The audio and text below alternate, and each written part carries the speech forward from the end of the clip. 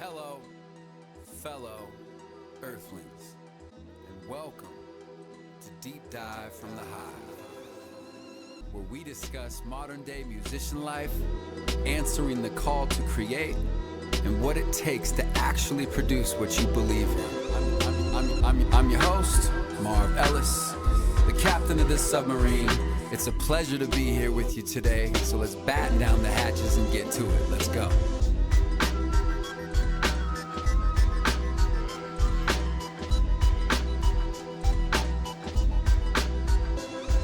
Yeah. What's up, everybody? Welcome back. Thank you for tuning back in. I am so ridiculously excited about this cast.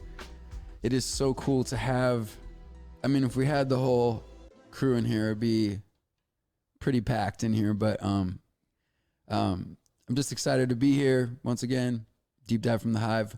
Brain's clicking a little different today. We're trying something new. It's the post-show podcast, the day after podcast, the morning, afternoon after the show podcast, which is a different type of mentality for musicians, and that's why I wanted to do it like this, also because of time constraints, and but you know how it is. First of all, thank you for tuning in. Please click subscribe. Please like us. Please rate us highly, not lowly. Don't give us the thumb down. Give us the thumbs up. Share this all to your friends. Let them know. Shout out to Skyway. Shout out to all industry people, be it, the medicine plant industry, the kitchen industry, anybody, anywhere listening to a podcast, cleaning something, doing something, working hard. We're here for you. That's what this is for. Right now in studio, we have an amazing special treat for you. We have what we could get on microphone of the one and only High Step Society. So to my right, I have Nara Reicher, and then I have Baroque Betty, or Betty Yeager, right? And then Ethan Rainwater is directly across me, so I can stare into his gorgeous eyes the entire time. Everybody, welcome. Thanks for coming. Thanks, Marv. Good to be here, man. Everybody comfortable? Oh, yeah. Mike sounding saucy. Betty, we good? Feeling great. Okay. Last night, you played. And it was nothing short of spectacular, I would say. It had been a minute since you'd played, and time off and then back on is interesting, and the effects of that. And sometimes I've played better when I practice. Maybe it's because of the love of the monotony of playing the same thing over and over has been removed from my life for a couple months, and then all of a sudden I'm playing again. I'm like, oh yeah, this is what I do. What were your thoughts on the show and playing again and preparing for the show? What was that like for y'all? Ethan, you want to start us off? Yeah, well, first of all, thanks to you and to the Hive for giving us the opportunity to do this. We haven't done a single thing together. We haven't practiced since before Halloween, since October. So, it's been a long haul getting through this dark winter. But it's awesome to have a reason to come back alive. And definitely felt that. It felt like, I don't know, I felt like last night we played better than we've ever played before. Like, I've experienced that on a personal level of like I put my bass down once for like 6 months and didn't pick it up, and then like when I grabbed it again, it was like I had a whole new lease on life, and it's the sound and the tone and the touch of the strings. It's like that muscle memory too. I noticed that as well. We sat down to practice. I hadn't practiced like my button pads at all in like 5 months, and I was like, I really should have done this. I thought that like when we were at practice, and then it was really interesting to start playing. It was like, wow, I'm like nailing this stuff. And I was like, but like almost with like more ease than originally. And I was talking to our other bandmate Anthony about it, and he's just like, yeah, you get that muscle memory, and then you're not like overthinking it. You're like more in the flow just from like not doing it. And it was really interesting. Yeah. And it's not like you've got six buttons to memorize. You have like, how many buttons are in front of you? There's probably like 3 times as many buttons as 6. Like 300. That's not quite the math, but yeah. But it seems like there's about 300 buttons that have no labels on them, and you know exactly which ones to push, knobs to tweak. Yeah, I pretty much have like memorized where they are for each song. Now, granted, I can look at the computer and there's like little labels on it, like represented on Ableton, like on the pad.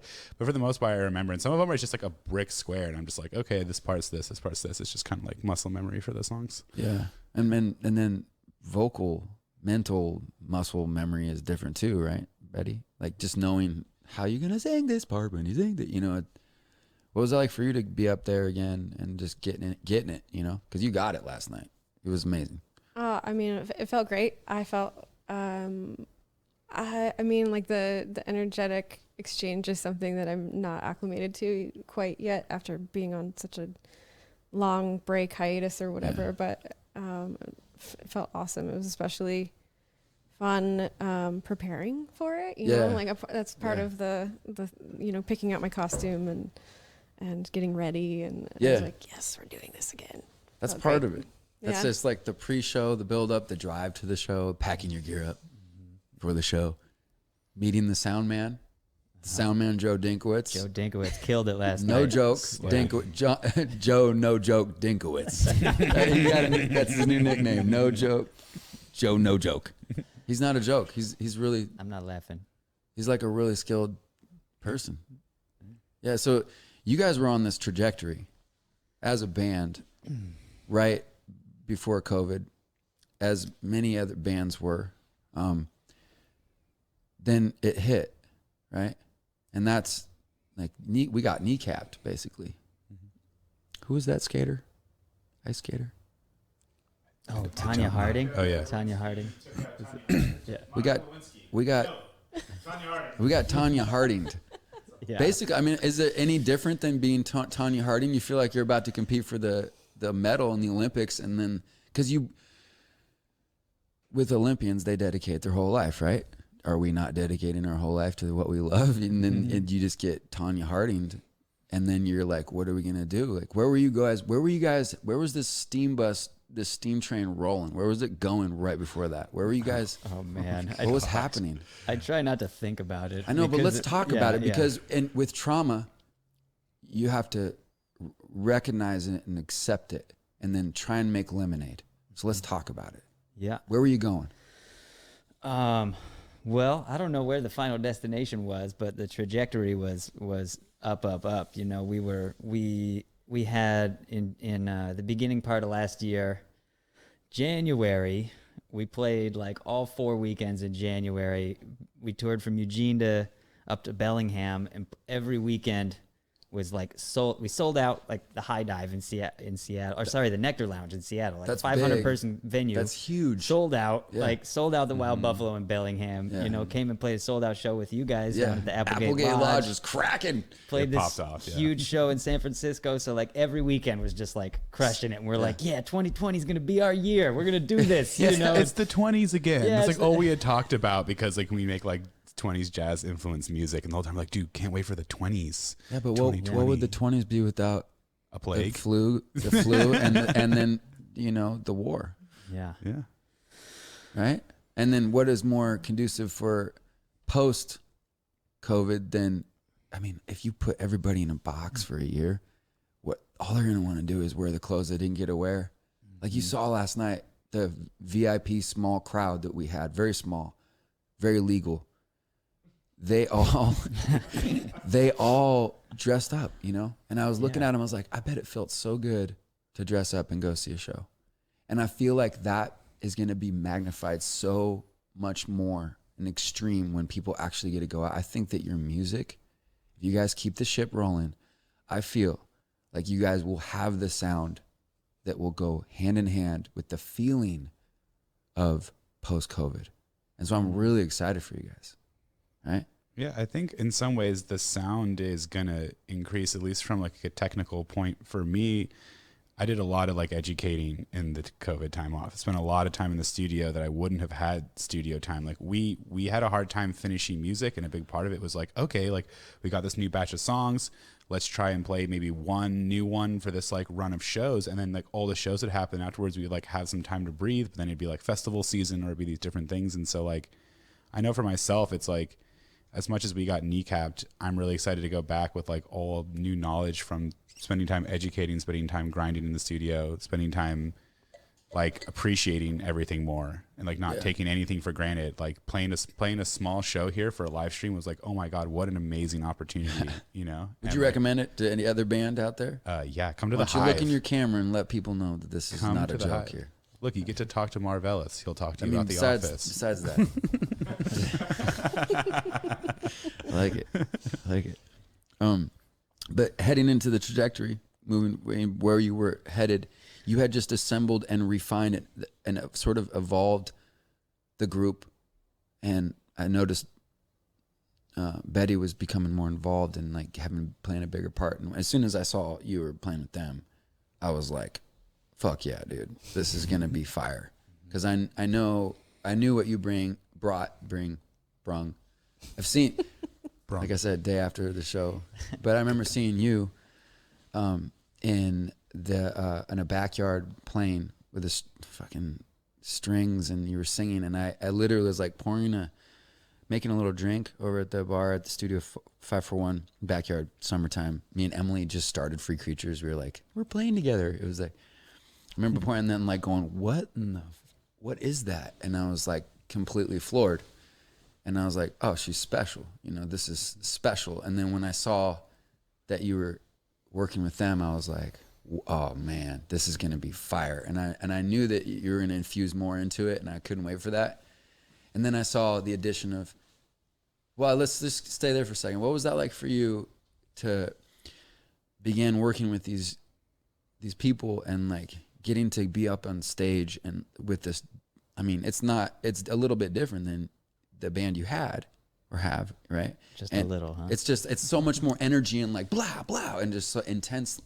But it goes hand in hand with sort of the way you project and create to me, because you express loud when you're expressing. You express loud, otherwise you're kind of quieter person. Mm-hmm. So what was that like, getting into that role and stepping in there? And I feel as though I have kind of like multiple artistic identities, and High Step really correlated with one of them specifically that I was working really hard on at the time, which was alongside my work in burlesque and my showgirl identity kind of. Yeah. And I'd already done a little bit of like bigger stage electronic music stuff in the past. Yeah. So I had a little bit of experience. It was a little bit of a culture shock at first. But I was especially excited about working with them, because it was kind of like a melding of some of these like disjointed identities that I had. And so far it's been really like developmentally progressive for me.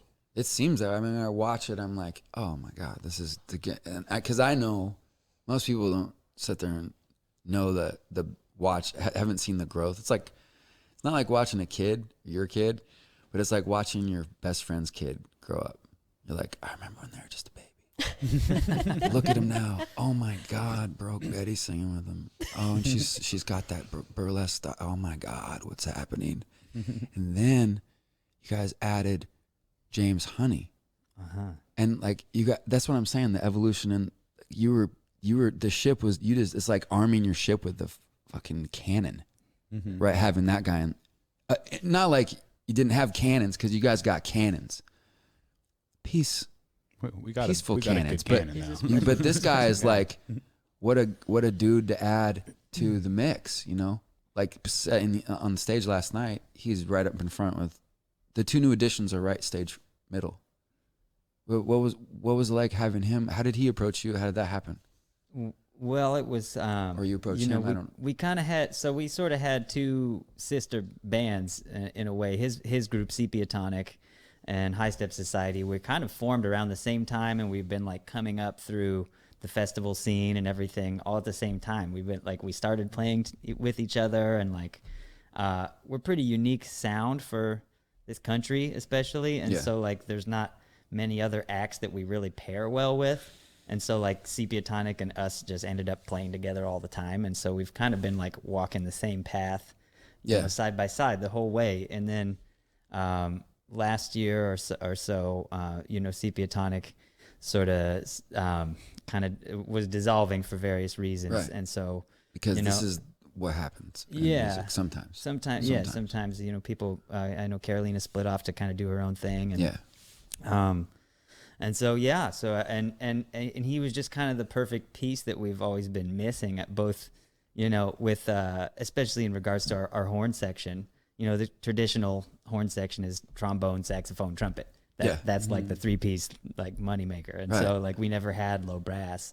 we always wanted a trombone player, and then like for it to be Anthony, who's also an electronic music guy. He's a horn arranger, composer. Right. He can sing. He's one of the players. In Oregon. Industry knowledge too. Yeah, like super connected in the the music industry. So it was just I don't know. In a lot of ways, it felt really just like a natural, like, oh yeah, obviously we're gonna play together now. And he's sort of a traveling nomadic gypsy warrior musician, right? Yeah. He's like, I'll go here and play with you. Yeah. Like kind of like jumping on stage. Probably started jumping on stage with you guys. Yeah, we had them on stage before. We did like some like small show tours with Sepia Tonic, and we would do like this super band where I would like set up and like mix between each other's band's music, and there would be like, I don't know, all of us on stage, and we had a couple awesome throwdowns, and we had worked with him for a while doing that. Yeah, Anthony recorded on our first album, actually. Really? We've been playing with him we like already had been playing with him, and then it was just like, oh yeah, obviously come on over, And Nara, when you play, is there any way we could throw up a little video? Just maybe we might catch a shot of him, what he does, Trev. But Nara, when you play, it's like you're so seamless. I worked with DJ Deviate for almost 15 years, touring with him. And he would do subtle little things that people never understood what he was doing. Last night, watching you and then hearing it post and then seeing the video, we had the camera on you. I was realizing like how many little intricate touches and things you add to this monster beast. There you are. There's your 1,300 buttons. My 300 buttons. Yeah. But you're adding little tiny touches, little tiny tasty candy coated droplets to what's happening. And it's very technical, and I don't think people fully understand it as much as they should. But tell me a little about your approach to adding to the three-piece, Betty, Ethan on a keyboard, on a Moog, on an upright, and then Phil just like Muppet Man in the back with his hair flopping around. How do you? What's your approach to that? I guess it's really interesting because a lot of it starts like in the creation of these tunes in the studio. So like I'll start with either like a horn riff or an idea or a jam, which could either be like something Alex recorded on his phone. Like our song Howlin' that's on our new EP started with a phone recording we took on the way to Burning Man that I like developed into like most of a tune just based off that. Sometimes we'll take like literally an entirely fleshed out idea, like our song that we opened up our set with, an unreleased song of ours. That was pretty much an entire idea that they had. And so I'll just like take as many like live elements as I can, and then I sit in my studio in Ableton, kind of produce like I would like an electronic track, and build all the elements around it. And sometimes like if there's horns, stand-up bass, drums, then the only thing that I add from like the electronic universe might be like a sound effect, or it might be like a perk, it might be something subtle. Yeah, because you're adding the candy touches at the end, but you really are you're building the core of songs. Well, there's also you're a writer. He's a writer, one of the main writers in the group, right? Songwriters. Like I would consider myself more of the producer. Like I don't do as much like composing of the melodies. That's more like the jazz cats. I just do a lot of like arranging and sound design, because there's certain sections where then like I will build like these entire like bass drops, like EDM style bass drops, where then the things I've made take up like 80% of the frequency range, and then there's like a little horn line on top or a drum beat or something with that. So it can really go back and forth, like from what you were saying of like little like candy droplets to like really big wall sounding like synthesizers. Yeah, like that kind of stuff. That was my favorite part last night. Yeah. Because anything gives me goosebumps during the show. I'm like, it's happening. It's because we all watched Lord of the Rings when we were younger dudes. Right? that music that does it. Yeah, it's striking. But it's been a really interesting process to like also figure out how we want to do it live, because it'll sound one way in the studio and then it will sound like a different way live. And so I'll like take these bass drops I made and we'll play them, and then we'll be like, okay, live we should have like these horns on top of it, or like these keys on top of it, and trying to like incorporate that like impact, that like feeling, that like drop you get when you go to an electronic music show, but also with like the like kind of mind bending sounds of like live improvisation on top of it. Because usually you either get one or the other. You either get to go to a show with like fat bass drops, or you get to go to a show with like live instrumentation that like tickles your brain. It's like a really well thought out buffet of flavors. Yeah. Right. And defining the genre is tough too. We had a tough time last night. Last night at the show, we had a tough time. People were throwing out some Jelly Roll, dubstep, Jelly Roll techno. That was my favorite. Yeah, and even James sang it on. There's your Jelly Roll techno. He said it on the mic, right? Yeah. Betty, what's writing? How's okay? With this group, you're in it. What's writing like? Are you getting to write now? Yeah. And you're a great writer. Thanks. I think that's my perspective. I'm supposed to say what I think more, according to Trevor. So I think you're a great writer. I need to state opinions, but writing with them, it's got to be different. Maybe approach to writing for yourself with your guitar.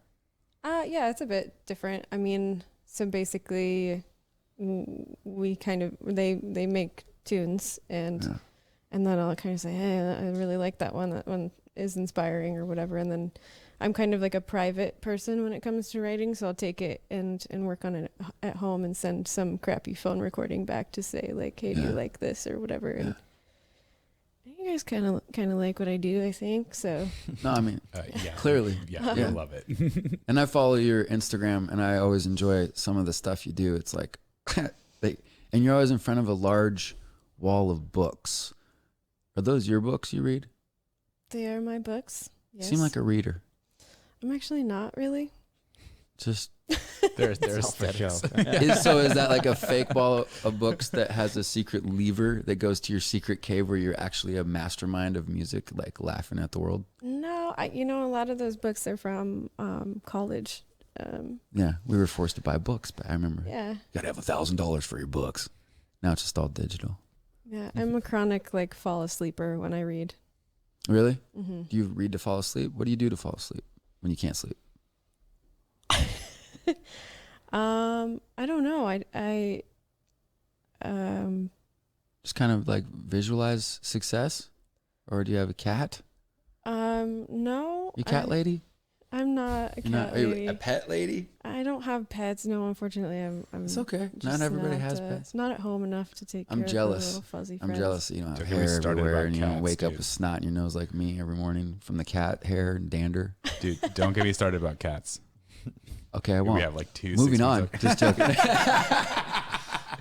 But That's enough. how much time do you spend in the? Well, first of all, because I want to know, because down a couple blocks from where you live, these guys all live in a giant firehouse, an old firehouse.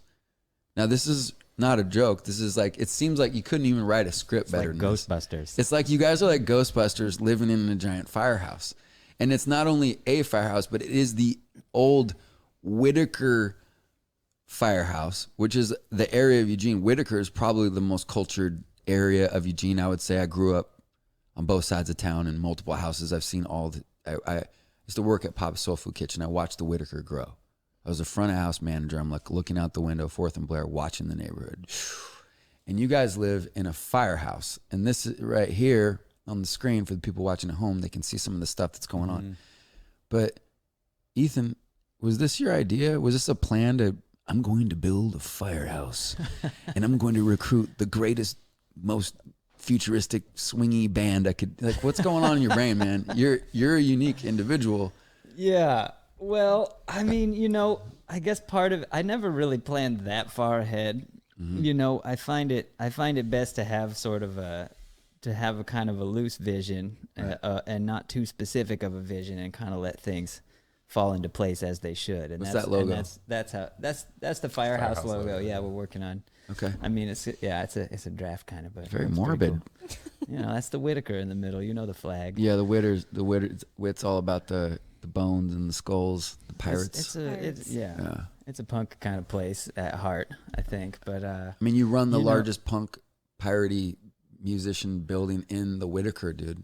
And it's not like and you have a band that is living there and practicing and rehearsing. That's our practice space. That's our headquarters, and most of the band has lived there at one point or another. But at this point, it's just me and Nara from the band that lived there. But You know, it all just like I say, it all kind of naturally evolved. It just started as a house. We were looking for a place to live, and we wanted a shop space with living space, and that place just literally fell into our laps. I think anybody, if there was an option on the table, look, dude, we can rent this house over here. We can rent this house, or we can live in a firehouse. Yeah. And then obviously the first question is the pole still there? Yeah, well, here's the thing: that's what everybody asks us, and it's a 1-story building. So there's a problem. But the thing is, we moved in there, and there was a pole there leaning in the corner that somebody had left there, a previous resident. And I imagine that they bought it and decided, like, oh, what do we do with this? There's nowhere to slide from. So we actually built a loft in the main space and then put in a pole so we would have a place to slide from. Because you got to say, yeah, there's a pole. You got to have a pole. I got sick of saying no. So this is the clubhouse, and then Betty, you go how often a week? How often are you over at the clubhouse, the firehouse? Clubhouse. Because it's kind of what it is, right? Well, I mean, lately, not as much, but I mean, I see these guys on a regular basis. Yeah. Yeah. When is I live really close by. I live like a couple blocks. So. Right. Yeah. And how are you all like living in Eugene after traveling around and seeing what it's like to be other places? I mean, shit, like Betty, you toured Europe, but you're still living in Eugene. You know, like Ethan, you've been touring around. You live in Eugene. Well, it makes sense. You're an arborist, right? Yeah. So that I would live in Eugene if I was an arborist. Nara, you're country fair kid. I was born on like 38th Street, dude. Yeah, right. But living in Eugene, what's that like for you? Let's talk about Eugene. Yeah. Eugene's like Thoughts. Eugene's like the Shire. It is. It's like very safe and green. Everything grows there. It's like really nice. It's a really nice place to live. It's like really, it's easy. You know, it's easy because everything's fertile. All the resources are there. People are like friendly and receptive. So it's a good place to be an artist and to be a weirdo because nobody's going to give you a hard time about it. Yeah. As opposed to a lot of small towns. I just actually watched the Frank Zappa documentary this last week, and he got like he was in this small town running a recording studio, and they locked him up. They did like a sting operation and threw him in jail for 6 months just because he was a weirdo. Yeah. So like Eugene's special because you can be whoever you want to be, and it's the living's good. It feels like an incubator for bands. It feels like a really good place to build a band. It's kind of tough if your fans are college kids because they graduate in 4 years. So you build. I've always noticed that cycle. There's always a band that's like, "Whoa, these guys are dope," and then their fans graduate and move away. Yeah, I feel. And it's like running uphill in sand. That's a tough. It's actually hard to get recognition in Eugene, I think, because the evolution of 90,000 school kids moving in every year. Everything about. Yeah, I don't know. It's kind of like not. I feel Eugene's a college town, but it's not really a college town. I think there's a lot bigger of a. To me, almost it feels like the U of O and Eugene are like different entities. Yeah. Like they don't really interact all that much. Like some of the students are cool enough that they make it out and like into the hood, but like it's pretty like I don't know. They're pretty separate situations. So I think that's the biggest challenge I think in Eugene for having a band is breaking out of the college kid fan base and moving into like grown ass people. Because either you're in Eugene raising a family, it's great for that. Growing a band, raising a family, very parallel, or you're going to school, right? And so like I always wondered, but you guys have won best band twice in a row, so you've already pushed out of that Sarlacc pit of despair, and you've made it to like we're out of that running uphill and sand thing. We are now beyond, right? Like there's just the college band that's popular. We're able to reach very diverse groups of people that I feel like a lot of different like bands haven't had. Like we've done a ballet before. Like we were in the Halt Center and we like for Ballet Fantastique like did the soundtrack for like a ballet. Like I'm a kid that like got into this like playing dubstep at house parties. Like I'm like at a ballet, just like whatever, dude, just roll with this. Like don't like and then like so like people like people will bring their parents to high step shows. Like our parents will come to high step shows. And so it's like, it's really interesting because like we've somehow able to like tap into like younger people that, you know, don't really want to keep going to Grateful Dead shows. Sorry, Dad, I love you guys. And then like also like, you know, their parents though that like did go to all the Grateful Dead shows all will come to high step shows and get down. I mean, I've had like my parents' friends tell me like, oh, I was dancing like I was at Jerry or something like that, you know? And then I also have somebody that like was at those house parties with me when I was playing all that dubstep that was like also like, hell yeah, like, I got down. And so it's really cool that we're able to reach large age ranges and large amounts of people, because I think that's kind of given us a nice like heads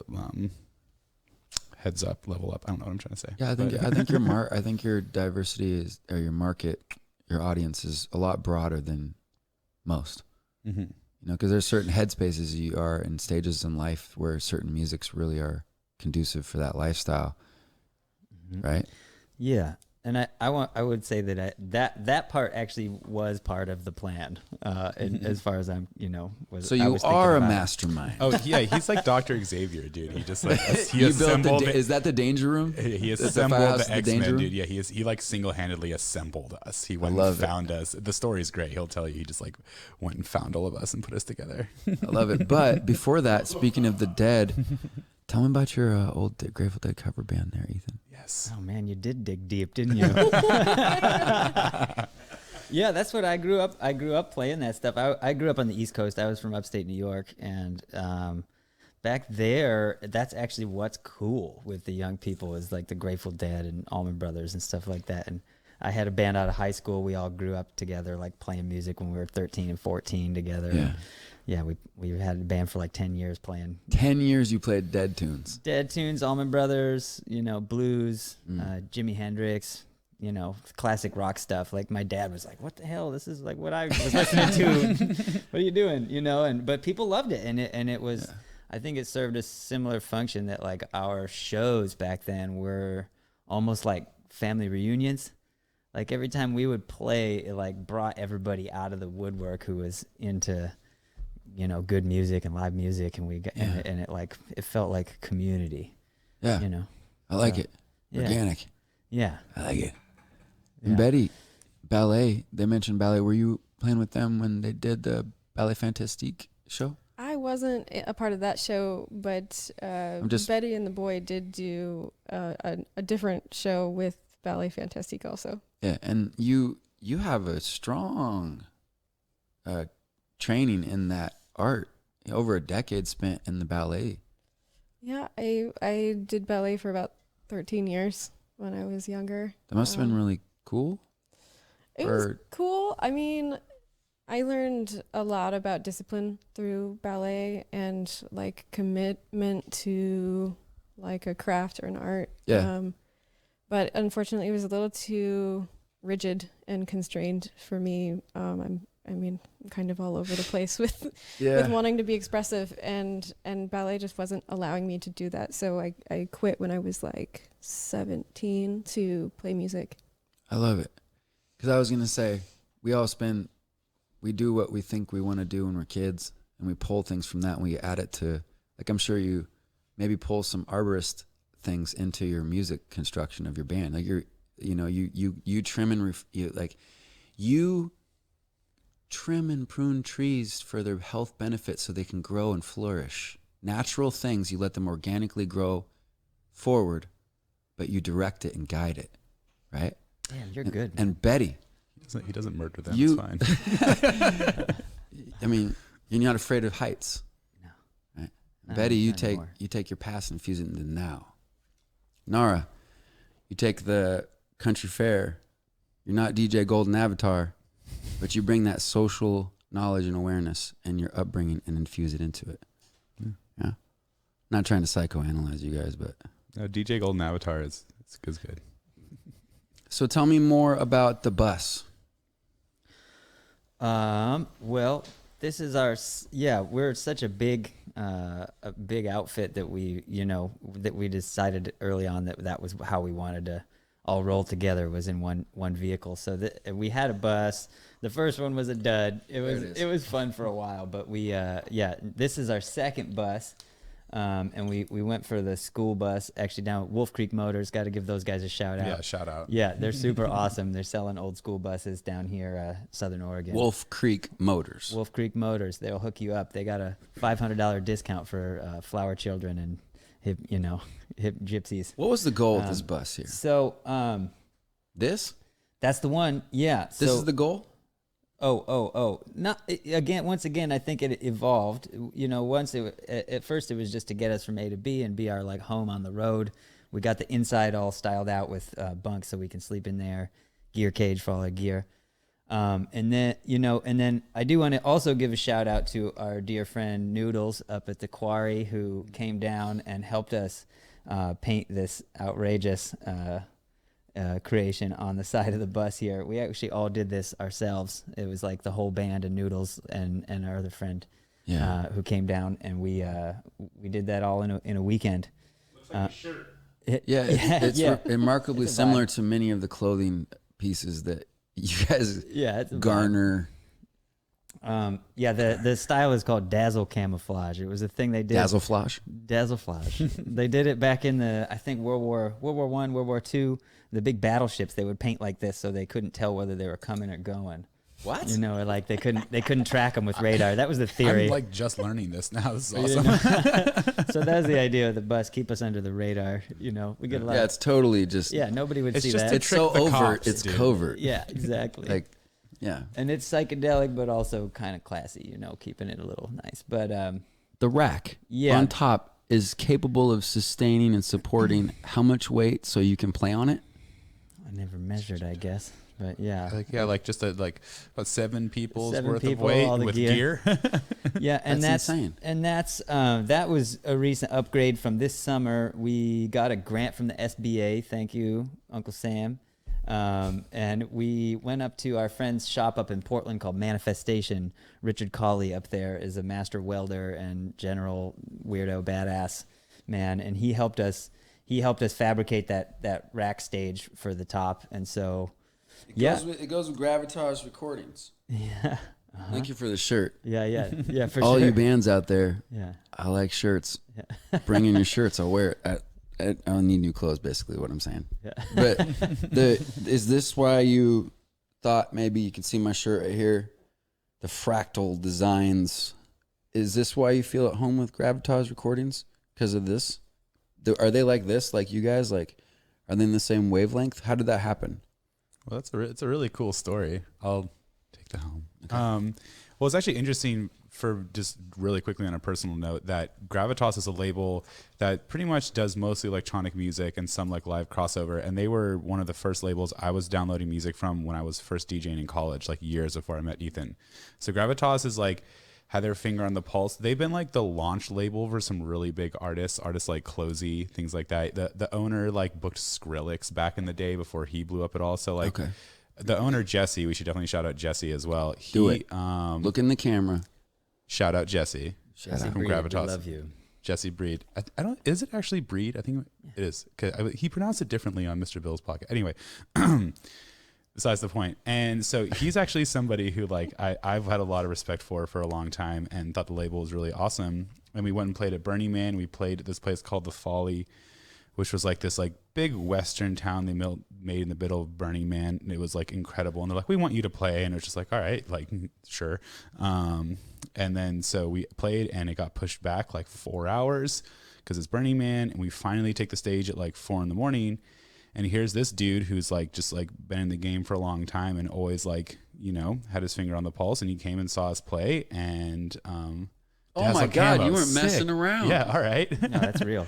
Wow. So wild. That's so cool. For those people who aren't watching, you should be tuning in to check this out because there's awesome visuals and you can see our faces and how good we look the day after a show. Yeah. But he wasn't messing around. We have a battleship, it looks like a destroyer, and it is painted just like your bus. It's like, it's sort of weird. That's a government ordered, issued, paid for paint job. That trips me. You just tripped me out. As I understand it, it was a theory which later on they found out was complete bullshit. It didn't work. Sounds like complete bullshit. that hippie ass battleship's definitely coming at us. Yeah. Yeah. That's incredible. It's like Yeah. a zebra. Yeah. So the bus, the evolution, the build. I need some sugar, Trevor. My blood sugar's low, man. Just being real with you right now. Story. Do you have any sugar? Seriously. Hey, neighbor, can I borrow some sugar? Tell me about Shift Festival. Do you want to finish hearing about our record label? Or, yeah. Okay. Well, I guess this long story short, we played this show and he came and saw us and reached out to us after Burning Man was over, and he's like, "Hi, I'm Jesse. I own this label. I'm the manager of Beats Antique. I'd love to talk to you." And that would like really to us just felt like a really big moment. Like, oh my God, we got recognized by somebody. And like, I know who he was, and I was like, "You're kidding me. This is who's reaching out to us." Yeah. It was, And then like, yeah. And then pretty much been working with him since, and he signed our EP, and he has been really helpful for us and helping guide us, and we're trying to send them new music as soon as possible. I think that covers most of it. yeah. You made a sample pack. Yeah, that was one unreleased. of our quarantine projects over the winter that we did. For those people who don't know, people make these sample packs full of sounds and riffs and loops and stuff that then electronic music producers can purchase those and then make tracks out of them. And so Gravitas asked us to make one of those over the winter, and so we spent a while we recorded each instrument and a bunch of loops and one shots of all these different instruments and put together this big it's mostly kind of swing based, jazz based, kind of vintage instrumentation. But yeah, we built this big old fat sample pack, and it's super high quality. It sounds awesome. And it should be coming out through Gravitas in the next sometime. Sugar Beats just told us about their sample pack. Seems to be the way. Something to do during quarantine. Drop a sample pack. Yeah, why not? What sort of sounds are in there? What could somebody look for? Because you want them to buy it, right? It's not out yet, but yeah, all the final marketing stuff's getting finalized right now, and so it should be out, I think, in the next couple months. But yeah, Okay. it's got all the horns and then like horn section together. It's got upright bass. It's got piano sounds. Does it have guitar. Betty vocals? It has vocals from What? from Betty. Yeah. No way. There's like I 8. need it. Yeah. Yeah, you can have it. That's sweet. It's great because they're like tools for producers. Like I didn't kind of intentionally didn't put any like electronic stuff in there because like if you're a producer listening to this, that's your job. Yeah. Yeah, is to like build that around it. But it's really fun to have like royalty free samples. Like the website Splice, shout out Splice that I use, has like endless samples. I love Splice. Splice is I so just fire, found dude. it, and it sort of was shocking. Yeah. It's Yeah. awesome. Because I'm in my room, like racks of vinyl, trying to find the most perfect sound and like the thing that I could tweak and morph into something cool. And then Emily's like, "Hey, check this out." And then we just went, sample shopping, basically. Are you still running like 2005 Cubase? 2003. Okay, cool. Vintage. That's sick. Yeah. That's how you get that old sound. That's how I get that. The old sound. Yeah. I get that old sound and those vocals that I recorded for our song that we collaborated with that old program. So it still works. And it was $40 and I was broke and I was very young. But I'm looking to upgrade the studio. Really am. Are you gonna get like 2007 Cubase? No, I'm gonna get a Mac Mini. I'm gonna get Steinberg 10.5, and then I'm gonna get Apollo 6 with the 6 inputs, Mm-hmm. and then a sub because I find that. Do you guys mix with a sub? Yeah, I just ordered a sub pack too. Those Yeah. things are sick. The Yeah. Like Yeah. it like straps into my chair. I was waiting for it to arrive. that's the best. Like the new gear, I want to upgrade because all my friends like you guys are becoming so good and well known. I feel like a chump when you all come in my studio. I'm like, geez. But that collaborative effort that we had that one day after our show, is that what it's like writing with you guys all the time for amongst yourselves? I think that day was a particular like shining example of like how it could work. We had this beautiful session in Marv's living room with the like most of High Step and all the Free Creatures, and we just threw down and created like a whole track in pretty much a day. Yeah. I mean, we spent Nara especially spent a long time polishing it afterwards. And No, stuff, but the like, main the idea, core of the yeah. song like one session. We just like Yeah. slammed it out, and like everybody had their own piece, and it was beautiful. Yeah. Our stuff, I don't know. Sometimes it works kind of like that, but it usually takes a lot longer. Yeah. We're still Yeah. trying to refine that process down. It's like we get good ideas and they get like a really like long ways going, and then like we tour for a while, and then also like COVID was like honestly like really difficult. So like I don't really like want to give ourselves like too hard of a time for it, but it's just like we kind of like going through these like existential crises and like trying to work on tunes and then being like, okay, like what is our vibe, what is our focus? And then this summer happened and like everything like got upheavaled and a lot of our focus changed, and like my focus shifted off music for a while, and I started going out to protests and like doing more activism stuff. And then like winter came, and then we were like, oh, we have the show again, let's play.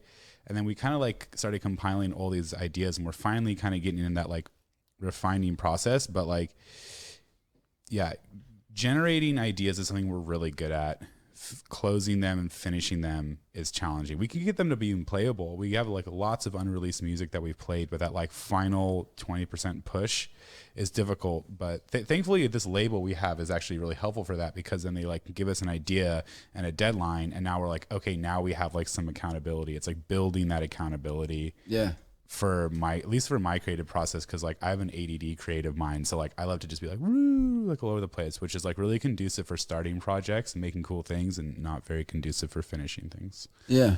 I like Nara just said something the other day, which I thought was good to share with everybody. Is that like with deadlines, if you give whatever time frame you give yourself, that's how long it's going to take. If you say this album's going to take me a year, it's going to take you a year to do it. Yeah.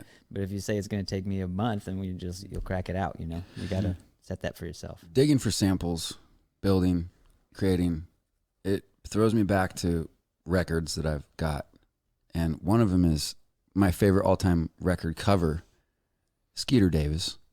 One of my favorite names, Skeeter Davis. Big beehive hairdo. It's on my wall of favorite vinyls. But you know who Skeeter Davis is. Mm-hmm. How do you know Skeeter? I thought I was the only, every time I'm like, have you heard Skeeter Davis? No. But then you're just like singing Skeeter Davis sometimes, yeah? The why do the birds go on singing? Yeah. And I love him, I love him, I love him, and where he goes I'll follow. That's Skeeter That's Davis. Skeeter Davis? Yeah, man. Skeeter Davis. I'm sorry, I'm just pulling that randomly out there. I just had to say, I was just thinking about digging for samples and things like that, and how I create, because you think about that. Yeah. And Skeeter Davis comes up. And then I think I know she likes Skeeter Davis, or knows about her. And then Daniel Johnson. Daniel Johnson. One of my faves. But why? Why? Have you listened to much Daniel Johnson? Come on now. Come on now, what? I had the T-shirt. I know Uncle Oh, okay, Nancy. okay. I know all about Daniel Okay. Johnson. Uncle Nancy thinks he's Daniel Johnson. Well, it's hard to explain if you haven't listened to his music. Kind of, he's like you said, he's special. He's a special human being, a phenomenal songwriter, and almost comical when he doesn't know it, but in sort of a tinged sad way, because he was severely mentally ill, but was recognized by lots of famous people, Butthole Surfers and Nirvana, and kind of like climbed his way to the top, like with whatever magic he has. He's a very like raw person too. Yeah. Like it's like a really fantastic story of like, you don't have to be like an amazing talent to like write good music. Yeah. And his voice isn't anything incredible. His like guitar playing isn't anything incredible, but like his music is magic. It's like just I've always listened to out it of now. this world. Yeah, it's crazy, like the home studio guy, because it's different, you know. Mm-hmm. Like, are you self-taught Mm-hmm. vocally and guitar? And Nara, there's no DJ school. Yeah, no, there was YouTube a lot when I was coming up. I've taken like online courses. This artist, Mr. Bill, does a lot of really good stuff. If you're into producing, check out Mr. Bill. Also, me and Anthony have been doing some stuff together. It's been mostly getting in the studio with other producers, seeing how they do things, advice they've shown me, a lot of tinkering around, listening. You know, I finally felt I was having this like writing session. Like I got into this in 2010, and it's like 2011 when I first sat down at Ableton trying to make the sounds in my head. Okay. And like I was having a studio session about 3 months ago, And it was the first time I sat down and I was like, whoa, I can have an idea and I can make it. Like I can have the idea in my head and I sit down in my studio and the sound I want comes out of the speakers. That took me about 10 years. Were you recording at home? Did you ever figure that out at home or? Sort of. I'm one of those millennials that didn't have like a lot of the computer technology until way later on in life. No. But, Yeah. I mean, let's see. I had a couple friends who recorded me a few times when I was young. Yeah. And Ethan, are you self-taught? Yeah, largely. I came up on the bass, but yeah, I never took lessons for bass. I just played with people who were a lot better than me. And then I was like, oh shit, I gotta get good. Yeah. And I've had to pick up the piano, since joining this band. Yeah. So I've been playing that only for like a couple years, and I've taken some lessons from our friend. You're playing Moog. Right. That's piano. Is it a Moog? A Moog, yeah, Moog, yeah. Sorry, I call it Moogie. Everybody does. Yeah. It's from Deep Space Nine. Yeah. Cork's mom's called Moogie. Yeah, that's kind of how it happened. Was I started playing bass on the Moog, which is like playing key bass, and then I'm like, well, shit, I gotta just learn how to play piano, because it's the logical progression. And it's such a better instrument. Oh my god, the piano's amazing. It's the founding. It makes so much sense. It's like one of the founding original Earth things, right? Yeah, something like that. Yeah, it's been around a long time. Okay, so we were talking about producing methods, styles, splice, sample packs. Betty's on the sample pack. The horns are on the sample pack. The horns, right? You guys have one of the greatest horn lines I've ever seen assembled for any band I've ever seen, ever. And that I personally know for bands. Tell me about where that began, the genesis of that squad, Ethan. Well, I guess when the band originally started out, it was just me and Alex, the Moose. That's our sax man, and he's an old friend of mine. We met in landscape architecture school, and I wanted to put a band together. He thought I was crazy, and didn't think it was possible. But we started the two of us trying to do it and trying to get into this electro swing thing. I was inspired by and. Alex is actually a fantastic.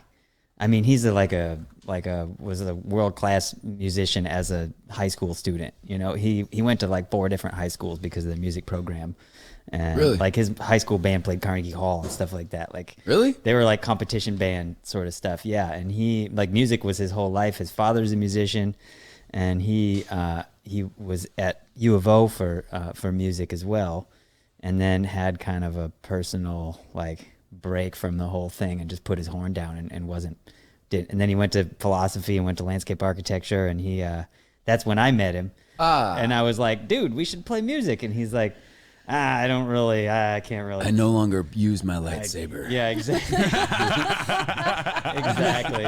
Yeah. So I had to convince him, and just like, we just get together and mess around and just see what we could do. I was playing like drums and bass, and he was playing horns and piano. So you're sitting there going, doom, doom, doom, doom, and he starts going, I guess I'll just.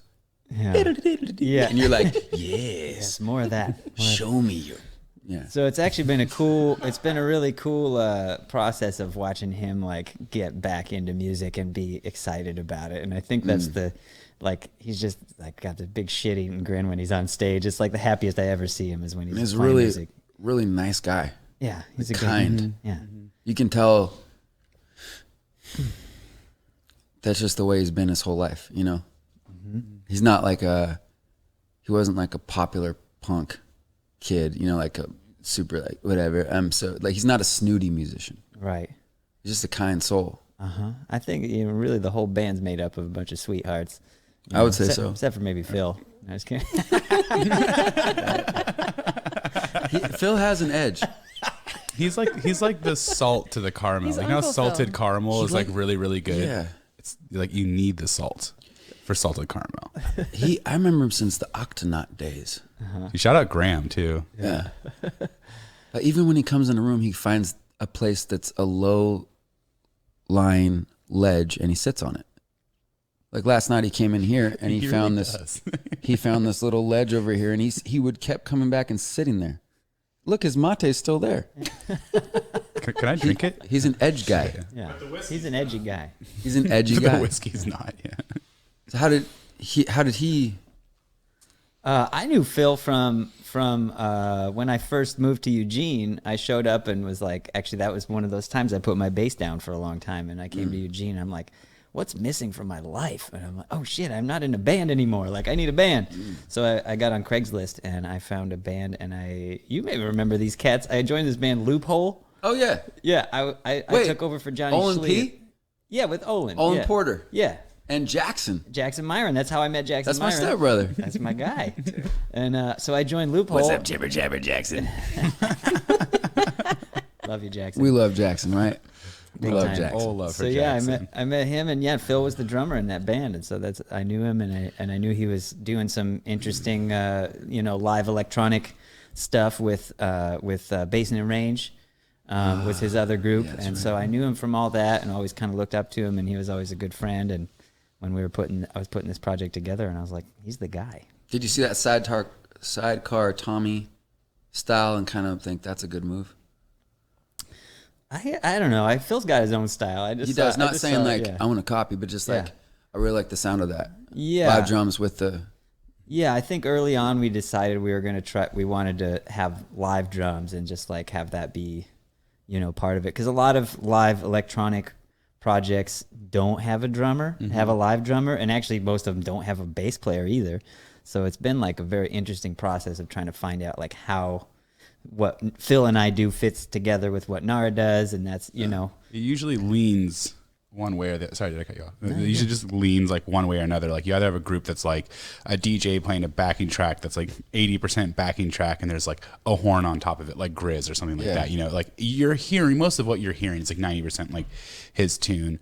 Or you have another group that's like more like some squabby where they sound like a jam funk band, but they've got some synths in there and like some sound effects. And we've like really tried to like perfectly mend the two, I like that, so that it's not like all electronic and it's not all like the way live. It's like trying to go for a 50-50 split has been like really, really interesting. And the drums are a really huge part of it, because like when we produce in the studio, like all of our album stuff has electronic drums, and all of our live sets have live drums. And sometimes we do crossovers. I'll like mix in electronic drums sometimes, but that's really been like an interesting two different sounds between live and in the studio. The balance Yeah. is a must. So there's the horn section. Tell me about the rest of the squad. Alex. Yeah, we talked about the Moose, and then Poom, I literally found him on a street corner playing his clarinet with this band of Busking? ruffians. Yeah, down at the Saturday Market. I had heard about him, and he had some article written about him in the Eugene Weekly, and I like knew he was this like ace. This is such a Professor Xavier This thing. ace, That's what I was saying, dude. trumpet. You just trumpet rolling man. up to him busking. Yeah, see dude, it. I did. I came over behind him. I was like, dude, you need to come over. We need to play music together. And he was like, oh, what? Oh, okay. And so and I mean, he's been awesome. And and he's a very unique dude because he can play trumpet and clarinet, which is usually it's like somebody either is brass or woodwinds, and Poom can do both. He also plays guitar and piano and sings. Like he's like a total musician, Very conducive for the style of music you guys play. Yeah. It's Yeah, lovely. I call Poom the not so secret weapon. Yeah, but look at that. You got horns, no holes in that line. You got Betty. There's no holes in that. You got Nara. Couple holes. He's got. I mean, aside from the earplug, there's no other holes. I mean, and then you, and then the squad is legit, and it's just well rounded. What's the future looking like for you guys? What are you thinking? Where's this going? Well, it's where I guess the dream is to the goal is to kind of pick up where we left off when the whole thing the whole world fell apart there a while ago, because we had just played all these sold out shows. We just signed with Gravitas. We had a record deal. We just signed on with Madison House and had booking agents. Oh wow, you're with Madison House, Gravitas. Man. We had it all lined up. We were like booked for Lightning in a Bottle. We were booked for main stage at Fair. Yeah, that's we had our like McDonald Theater album release show booked. We were like, gonna play it with you. Yeah. We were like ready to blow out 2020, and then that all happened. So you know, I mean, but like Nara was saying, it's like, I don't know. It's like at this point, I'm just thankful to be able to play music at all. Yeah. You know, and if we just play like backyard parties and stuff, like that's still really fun. It seems like you made some lemonade. Yeah. Well, now we have the stage on top of our bus. We can play wherever we want. Yeah. Like we're not limited to like needing a venue now. And so like we've even talked about this like being nomads on the road and being like, okay, like I don't know, we thought the world's gonna end there for a second. So Yeah, we're like, all like right, that. well let's like just build this stage on this bus and go like, I don't know, where there's not as much civil war or something. I'm just kidding. But like Yeah, go bring people joy where they need it, you know? And, exactly. And I guess that's one plan we kind of have in the works for this summer is we got booked these people are having a private event. They're doing a wedding in Boston that we got booked for. It's like our only thing on the books. Yeah, we're going to Boston in mid-July, and we just decided we're going to drive. I love it. So we're going to take the bus, we're going to take our stage, we're going to like show up in people's towns and like and we're going to just throw down and see what happens. Before the kneecapping, the quarantine, you added new elements and you were on the rise.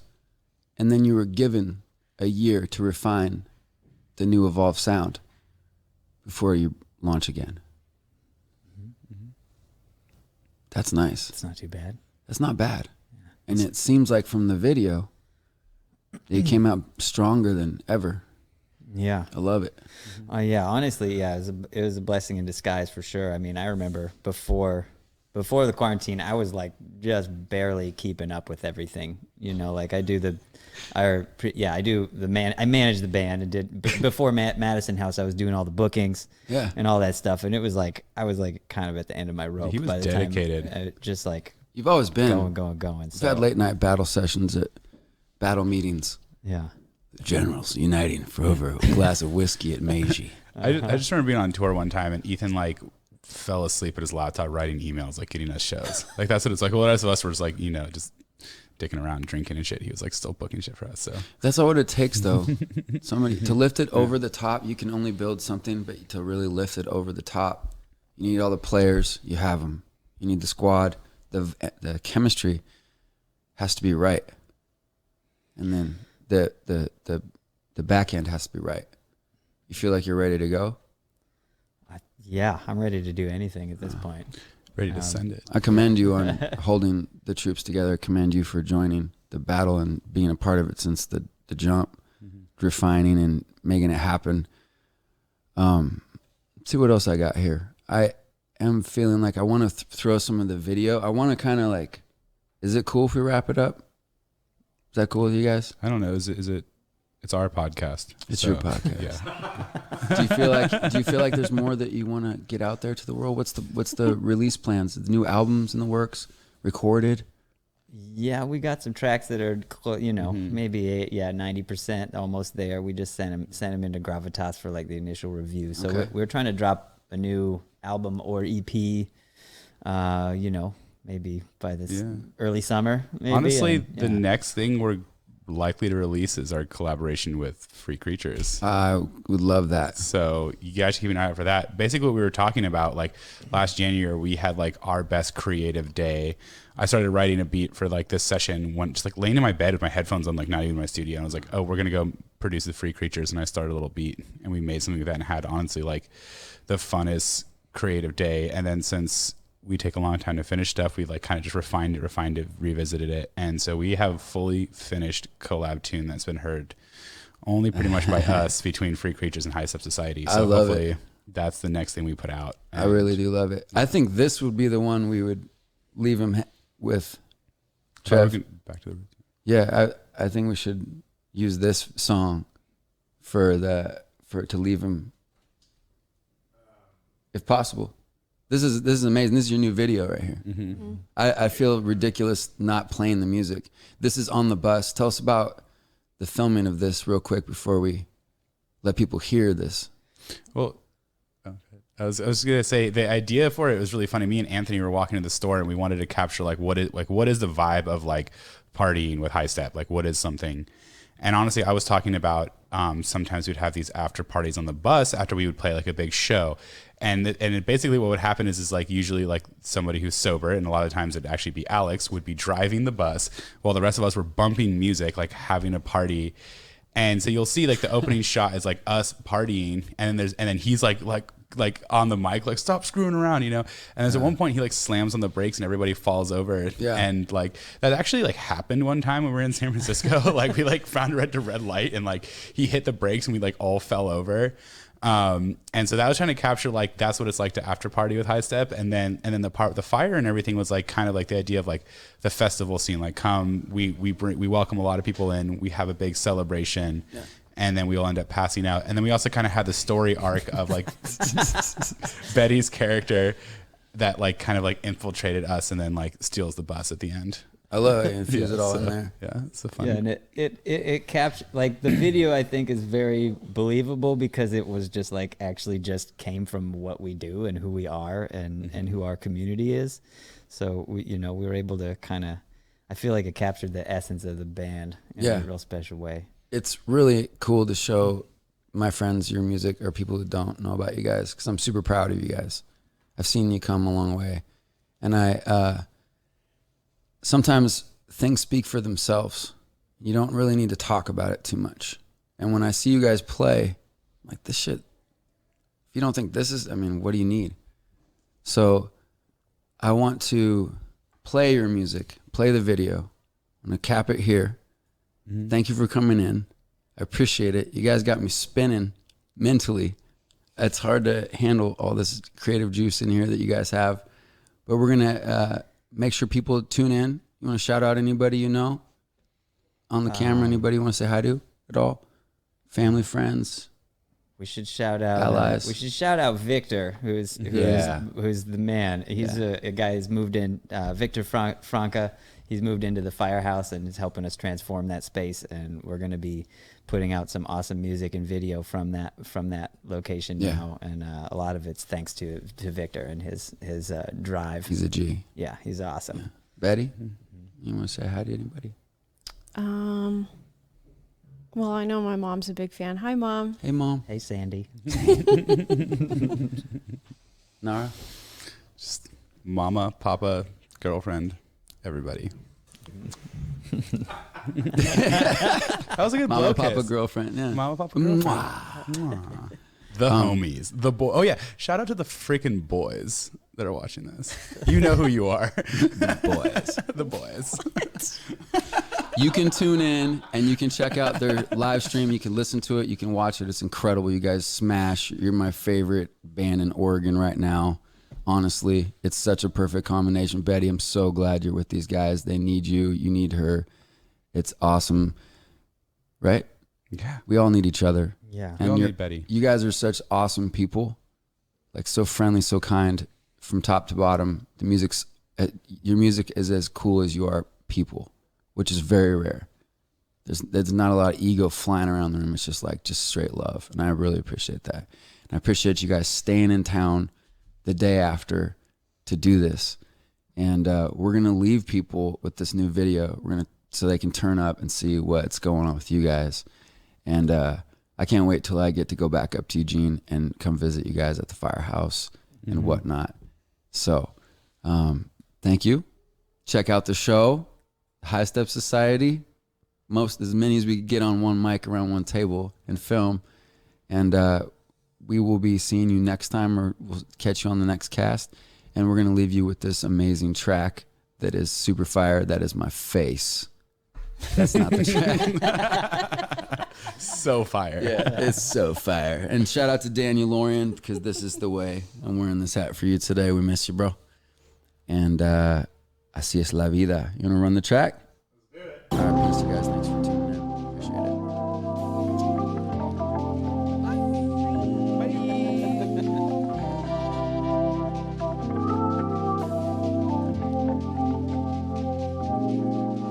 Don't tell me what you think I wanna hear. Make my ears bleed on the cold concrete filling all the cracks in my memory.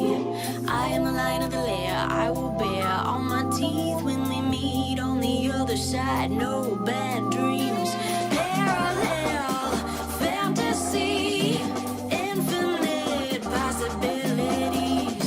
Did I find you or did you chase me? Resemblances I once could never see. Perfect place in our duality, mirroring my insecurities. Am I you or are you me? Can't explain 'cause it's like poetry.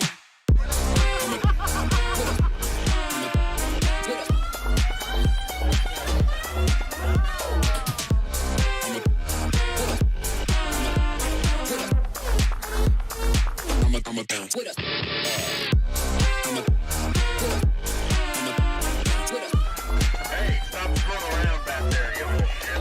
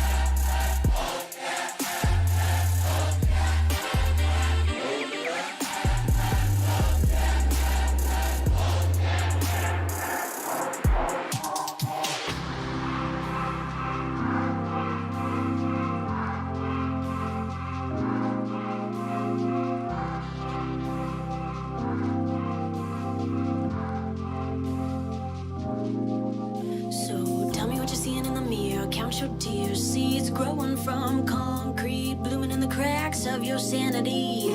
I am the ruler in the air, I will bear all the keys to the doors on the other side. No bad dreams, parallel